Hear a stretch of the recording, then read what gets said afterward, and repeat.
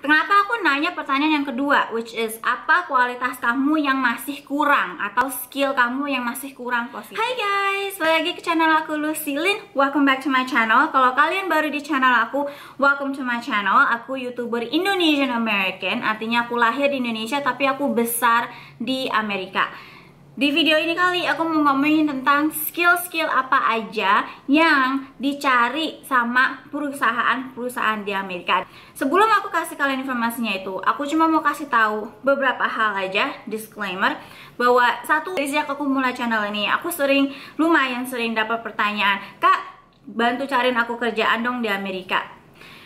Pertama, bukannya aku nggak mau bantu cariin kerjaan untuk orang-orang Indonesia, cuma lebih ke aku nggak bisa mencarikan kerjaan gitu untuk orang lain gitu, karena itu bukan profesi aku. Untuk cari kerjaan di Amerika itu tuh kamu mesti daftar ke lowongan kerjanya sendiri atau pakai agen yang kerjaannya khusus cariin kerjaan di Amerika untuk orang-orang di Indonesia. Dan itu bukan profesi aku. Emang aku kerja di Amerika tapi aku kerja di accounting guys. Aku bukan recruiter, aku bukan headhunter, aku bukan agen pencari kerjaan di Amerika. Terus juga kalau kalian itu orang Indonesia yang pendidikannya di Indonesia, yang nggak ada pendidikan di Amerika, aku juga nggak tahu banyak gimana kalian bisa cari kerja di Amerika, karena background aku, latar belakang aku tuh sangat beda gitu. Aku besar di Amerika, jadi aku sekolah dari SMP, SMA, kuliah, S1, S2 itu semua di Amerika. Jadi aku nggak tahu orang yang pendidikannya semua di Indonesia, yang nggak ada pendidikan di Amerika, caranya gimana untuk kalian cari kerjaan di Amerika. Tapi aku bisa rekomendasikan kalian ke temen aku, Andri Indonesia. Dia juga seorang YouTuber Indonesia di Amerika. Kalian bisa ke channelnya dia atau kirim DM ke dia lewat Instagram, nanya tentang gimana cari kerjaan di Amerika. Dan dia juga ada Facebook group yang dia ada kasih rekomendasi agen pencari kerja yang bisa kerja sama orang-orang Indonesia yang mau cari kerja di Amerika gitu guys. Oke, nah jadi di channel aku lebih ngomongin tentang hidup di Amerika itu seperti apa, budaya di Amerika itu seperti apa. Aku bisa ngomongin tentang pengalaman-pengalaman aku bekerja di Amerika itu seperti apa. Seperti di video ini, aku akan ngasih tahu ke kalian skill apa aja yang diperlukan sama perusahaan-perusahaan Amerika untuk kerjaan kantoran. Kalau untuk orang-orang yang kerja di luar kantor, misalnya di grocery store atau kasir di toko atau pekerja di pabrik, itu aku kurang tahu karena aku jujur aku nggak ada pengalaman di situ, karena selama ini aku selalu bekerjanya itu di lingkungan kantor.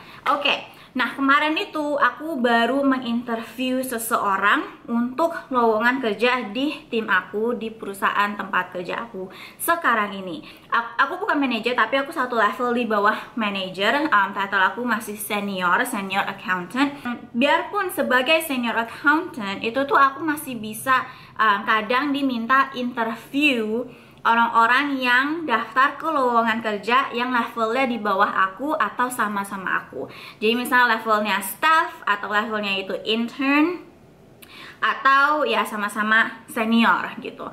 Dan setiap kali aku interview seseorang, ada 4 skill atau mungkin kualitas karakter yang aku cari di orang itu. Bukan aku doang yang nyari gitu ya. Ini 4 karakter ini emang karakter-karakter yang dicari sama kebanyakan perusahaan di Amerika. Aku kerja di Amerika itu sudah 10 tahun dan itu selalu kerja kantoran, dan dalam 10 tahun itu aku udah kerja di 7 perusahaan yang berbeda, dari perusahaan kecil yang masih startup sampai perusahaan yang besar banget yang sudah multinasional.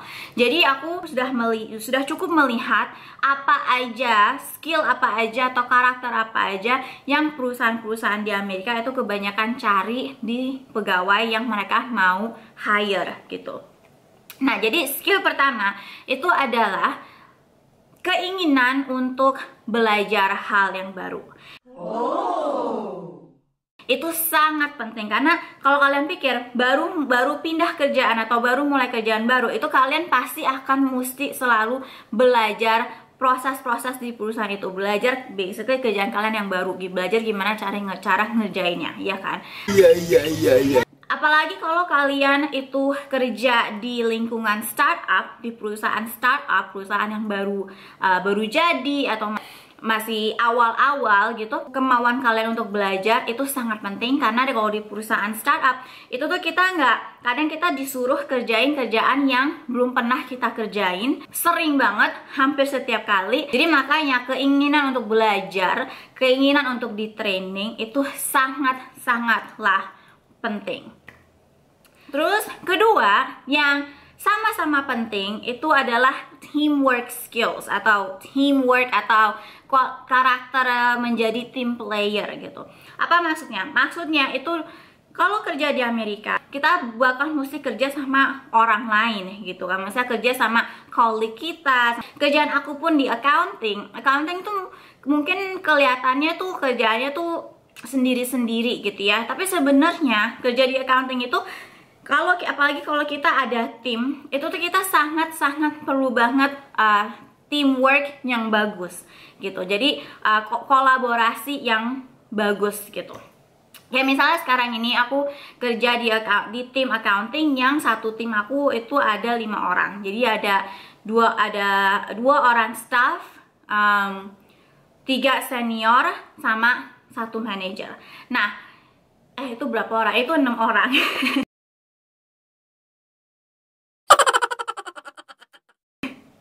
Jadi karena kita ada 6 orang di tim kita, itu tuh biarpun kita sama masing-masing itu punya punya bagian tanggung jawab sendiri-sendiri, bagian kita sama bagian colleague kita tuh selalu berhubungan gitu. Jadi makanya kita perlu banget skill kolaborasi atau teamwork yang bagus gitu. Teamwork yang bagus itu maksudnya seperti apa? Contohnya kalau misalnya kita lihat colleague kita di tim kita lagi overloaded sama kerjaannya tuh lagi banyak banget, kita bisa aja misalnya nawarin mereka, ada yang bisa aku bantuin nggak gitu. Atau kalaupun kita nggak tawarin tapi kita diminta untuk bantuin, kita bantuin dengan tenang gitu, nggak banyak menggerutu, dan kita bantuin dengan tulus gitu. Jadi kita bukannya bantuin supaya gue bisa jatuhin orang ini, no, itu bukan teamwork. Kalau kita ada intensi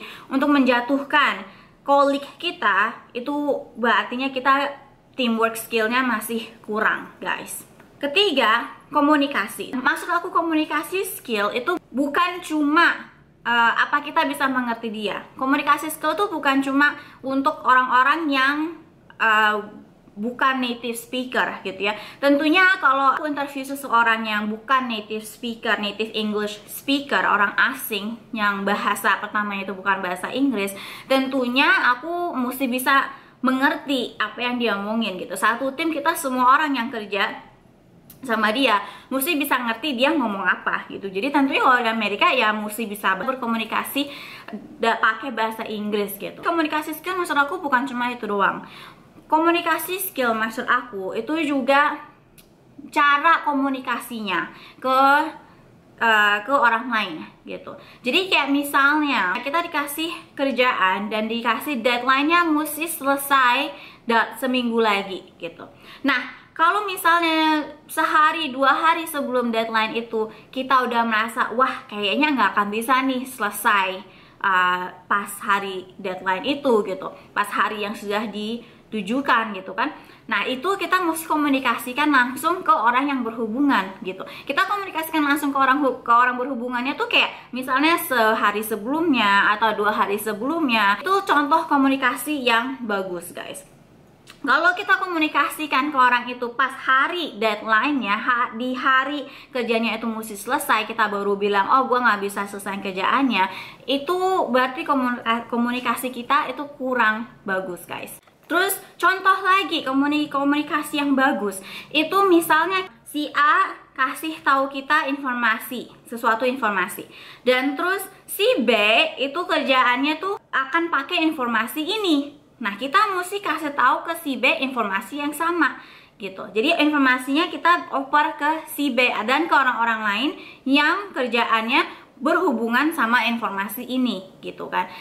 Itu contoh komunikasi yang bagus. Contoh komunikasi yang nggak bagus itu misal kita dikasih informasi, terus kita simpan informasinya untuk diri kita sendiri. Kita nggak kasih tahu ke orang-orang lain yang kerjanya berhubungan sama informasi itu. Itu komunikasi yang tidak bagus, guys. Nah, jadi makanya menurut aku komunikasi itu sangatlah penting. Dan apalagi sekarang ini kan kita semua masih mesti kerja dari rumah karena pandemik COVID ini kan. Nah, kalau kerja dari rumah, komunikasi itu lebih penting lagi karena kita nggak bisa ngelihat kolik-kolik kita secara langsung gitu kan. Kemarin itu di perusahaan, di tim aku ada kasus seorang kolik aku yang selama 1 minggu itu dia MIA. MIA itu maksudnya missing in action, maksudnya dia nggak responsif sama sekali. Aku ada kirim pesan ke dia, ngingetin dia untuk ngerjain bagian kerjaan dia yang dia masih belum selesai. Hari sebelum deadline kerjaannya dia, aku udah ingetin, tapi dia nggak jawab. Terus ada orang-orang lain di tim kita yang kirim pesan ke dia untuk nanya-nanya gitu, nanya-nanya tentang kerjanya dia gitu. Tapi dia juga nggak jawab ke mereka. Selama beberapa hari berturut-turut itu dia nggak jawab ke siapa-siapa, dia nggak responsif sama sekali. Nah, itu contoh komunikasi yang sangat jelek. Dan di perusahaan Amerika itu nggak oke banget. Dan itu langsung kita satu tim komplain ke manajer kita tentang si orang ini gitu, dan manajer kita langsung tegur dia. Dan di beberapa perusahaan itu malah dia itu bisa dipecat, guys, karena di beberapa perusahaan kalau kita nggak responsif dan kita nggak ngerjain kerjaan kita selama 3 hari berturut-turut dan kita nggak kabarin siapa-siapa, itu di beberapa perusahaan itu kita bisa dipecat, guys. Karena itu termasuk namanya job abandonment. Beberapa perusahaan itu mengasumsikan kita resign dan kita akan langsung dipecat. So, itu nomor 3, komunikasi. Skill yang keempat, ini sebenarnya bukan skill, ini lebih ke karakter. Kalau aku pribadi, aku selalu nyari orang yang humble. Jadi kalau aku menginterview orang, aku cari tahu apa orang ini humble atau enggak dengan cara menanyakan ke orang itu 2 pertanyaan. 1 pertanyaan, apa kualitas kamu atau skill kamu yang kamu pinter gitu, yang bagus, yang positif. Kedua, kualitas apa tentang diri kamu yang negatif, atau skill apa yang menurut kamu masih perlu improve, kamu masih perlu develop, kamu masih perlu benerin.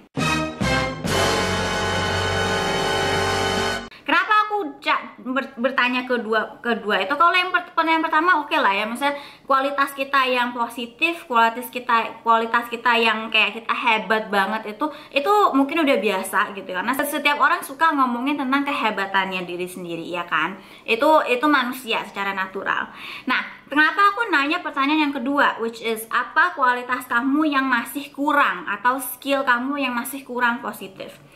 Aku nanya itu karena aku mau lihat gimana orang itu jawabnya, dan aku juga mau lihat body language atau facial expressionnya orang itu selagi menjawab pertanyaan itu. Karena ngomongin tentang sesuatu negatif tentang diri kita sendiri tentunya itu enggak nyaman. Siapa juga yang suka ngomongin tentang kualitasnya yang kurang bagus atau skillnya yang dia masih belum master gitu kan. Nah, justru karena itu aku tanyain, jadi aku bisa ngeliat kalau si orang ini bilang, oh gua nggak ada skill yang kurang, gua nggak ada kualitas yang negatif, untuk aku itu suatu red flag bahwa orang ini nggak humble. Siapa yang suka, yang mau kerja sama orang yang sombong, ya kan? Nggak ada orang yang perfect gitu, nggak ada orang yang tanpa kejelekan. Dan aku suka orang yang jujur tentang kejelekannya dia sendiri, karena pertama, the fact dia jujur berarti dia humble, dan terus kedua juga artinya dia ada self reflection, dia ada merefleksikan diri dia sendiri tentang oke, gue kurangnya apa yang gue mesti improve atau mesti develop gitu supaya bisa lebih baik gitu. Aku suka kerja sama orang-orang yang seperti itu, dan aku rasa banyak orang alias di Amerika yang suka kerja sama orang-orang yang seperti itu. Nah, kalaupun orang itu bisa menjawab pertanyaan aku itu, tapi misal orangnya kelihatannya nervous, ya nggak apa-apa gitu, karena emang interview itu sesuatu hal yang bikin orang nervous gitu, itu aku nggak apa-apa. Nah, tentunya selama orang ini menjawab pertanyaan itu, aku juga tentunya melihat body language dia sama face expressionnya. Jadi bahasa tubuhnya dia sama ekspresi mukanya selagi dia menjawab pertanyaan aku ini. Kalau orang ini menceritakan dengan muka yang kesel, itu untuk aku tuh juga suatu red flag gitu guys. Karena kalau aku merasa orang ini kok nggak suka ditanyain sesuatu yang negatif tentang dirinya dia sendiri, itu berarti dia orangnya kurang humble gitu. Kalau orang itu tahu skill apa yang dia masih perlu benerin, itu berarti dia juga tipe orang yang bisa menerima feedback gitu, bisa menerima kritis gitu. Iya. Kritis yang konstruktif ya gitu, karena nggak semua criticism itu konstruktif. Ada bedanya constructive criticism sama judgment, sama menilai orang gitu ya. Kita kalau kerja di Amerika itu pasti akan ada evaluasi setahun sekali atau setahun 2 kali kita akan dievaluasi, dan kita juga akan dikasih tahu ini kamu masih perlu mendalami skill di sini. Kamu bagusnya apa, kamu jeleknya apa. Tapi terus tentunya aku juga selalu nanya juga, oke, ini skill yang kamu kurang, gimana cara kamu memperbaiki itu supaya kamu lebih bagus lagi. Jadi karena aku juga mau lihat, oke, setiap orang nggak perfect, tapi apa dia berusaha untuk maju gitu, untuk terus bertumbuh, terus growing dalam skillnya, dalam pengalamannya gitu, dalam diri dia sebagai seseorang gitu, dalam personality-nya dia juga gitu. Menurut aku humility, humble, down to earth itu karakter yang sangat guys, itu keempat skill yang menurut aku perusahaan kebanyakan itu cari, dan itu keempat skill yang aku cari di orang yang aku interview untuk suatu lowongan kerja. Mudah-mudahan itu useful untuk kalian. Kalau kalian belum subscribe tapi kalian suka sama video-video aku, kalian bisa tolong subscribe di bawah dan share video ini ke teman-teman kalian atau ke colleague-colleague kalian. Jangan juga di like dan di komen juga. And I will see you guys in the next video. Bye guys.